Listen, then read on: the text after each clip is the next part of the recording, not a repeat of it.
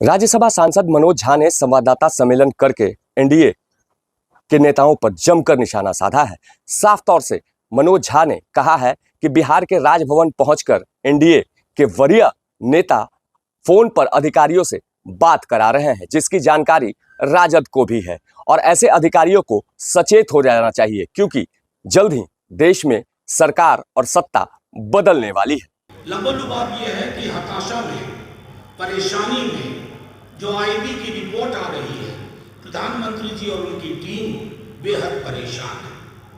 अब उस चक्कर में जब विश्लेषकों ने लिखना शुरू कर दिया तो अपने एक आध लोगों को प्लांट कर दिया, बीसीओ इंटरव्यू हुए। खैर, वो उनका है, उनका काम, उनका मिजाज, वो जाने। मेरा आज के संदर्भ में आपके समक्ष एक महत्वपूर्ण पहलू है पर बात रखना चाहता हूं। प्रधानमंत्री जी बार बार बिहार आ रहे हैं, तेजस्वी जी ला रहे हैं और वो आ रहे हैं, तो हुआ यूं कि अब वो प्रशासन के अधिकारियों से भी बात करने लगे, गृह मंत्री जी बात करने लगे हैं, हर तरह की चीज, मतदान से लेकर मतगणना तक। बाकी विस्तार में शक्ति भाई बताएंगे, लेकिन हम अधिकारियों से कहते हैं कि डरिए मत, किसी दबाव में मत आइए। ये किताब आपकी सर्विस बनाता है, आपकी सेवा शर्तें इसी से उत्पन्न होती हैं। इस किताब के अलावा दबाव लेना हो तो इस किताब का लीजिए, किसी व्यक्ति का नहीं, क्योंकि व्यक्ति अर्श से फर्श पर आने वाला है और अर्श से फर्श पर आने वाले व्यक्ति की बात की दबिश में अगर आप कोई ऐसी कार्रवाई करते हैं इधर उधर करने की, देखिए मैं एक बात साफ तौर पे कहूं, शक्ति जी ने काफी स्पष्टता से कहा, एक अधिकारी का नाम लिया।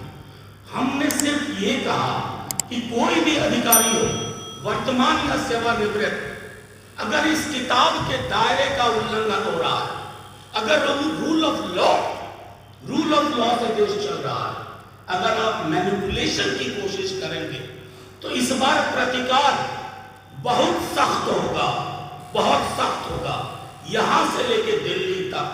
बस इतना कहना है, समझने वाले समझ गए। जयराम रमेश ने कहा है कि जो सबसे बड़ी पार्टी होगी यूपी के पीएम उम्मीदवार होंगे, इसका क्या इसमें क्या हम बुरा मान जाए? अरे बैठ के निर्णय होगा, एक आत्ममुग्ध व्यक्ति के बदले एक सामूहिक चिंतन का प्रतीक होगा। एक ऐसा व्यक्ति नहीं जो आप चुनाव के आखिरी चरण तक बोलता है परमात्मा ने मुझे भेजा है। मैंने पहले ही कहा था, अगर आप ये बात कह दें, हम ये बात कह दें, हमारे परिवार के लोग हमें डॉक्टर के पास ले जाएंगे। मनोविज्ञान में एक बीमारी है, डिल्यूजन ऑफ ग्रैंडियोर, वो उससे ग्रसित हैं, डिल्यूजन ऑफ ग्रैंडियोर। और मैं समझता हूं कि उनको बेहद आवश्यकता है आत्मचिंतन करने की, कि भैंस, मंगलसूत्र, टोटी, बिजली काटना और अब परमात्मा ने भेजा। दुनिया में किसी भी देश में वहां के प्रधानमंत्री या राष्ट्रपति के चुनाव में इतनी गरिमा विहीन भाषा का इस्तेमाल पहले कभी नहीं हुआ। बीजेपी कह रही है कि अब 7वें चरण के बाद जो लोग नाम तय कर लेंगे। अरे बीजेपी कह रही है तो बीजेपी वालों से पूछिए, हम तो सिर्फ ये कह रहे हैं कि हमारा प्रधानमंत्री पद का उम्मीदवार जो तय होगा 4 जून के बाद, वो सामूहिकता में यकीन करेगा, सबको साथ लेके चलेगा। एक को हम, द्वितीय नास्ती वाली बात नहीं होगी। हमें तानाशाही नहीं चाहिए, हमें लोकशाही चाहिए। एक आत्ममुक्त व्यक्ति नहीं चाहिए, एक ऐसा व्यक्ति चाहिए जो गरीबों के दर्द को समझे, किसानों पे गोलियां ना चलवाए, ऐसा व्यक्ति चाहिए। मैं सीधी सी बात कहता हूं, मैंने एक बात कही थी, तंत्र उनका, मंत्र उनका, षड्यंत्र उनका, शासन उनका, प्रशासन उनका, हमारा क्या? ये किताब सबका इंसाफ होगा, सब होगा, रूल ऑफ लॉ प्रिवेल करेगा और इस तरह की जो कार्रवाई हुई है ना, वो औंधे मुंह के देगी।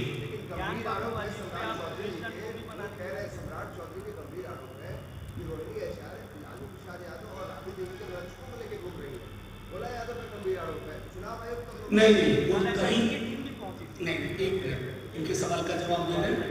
सम्राट चौधरी आरोप लगा रहे हैं, आईना सामने है, नहीं रखते हैं। बीजेपी वाले आईना नहीं रखते, और आईना नहीं रखने वालों के साथ सबसे बड़ी दिक्कत, उनको कुछ दिखता नहीं है। जो दिखता देखना चाहते हैं वही देखते हैं। और सम्राट चौधरी जी जिस तरह की भाषा का इस्तेमाल इन दिनों कर रहे हैं, हम उनकी हताशा का कारण जानते हैं। हमसे ज्यादा बीजेपी वाले जानते हैं कि वो क्यों इतना परेशान है।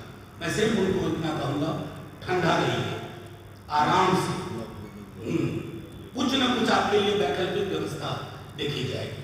तो वहीं दूसरी ओर मनोज झा ने रोहिणी आचार्य पर हुए एफआईआर मामले पर बोलते हुए कहा है कि जल्द ही ऐसे मामलों का हिसाब किया जाएगा।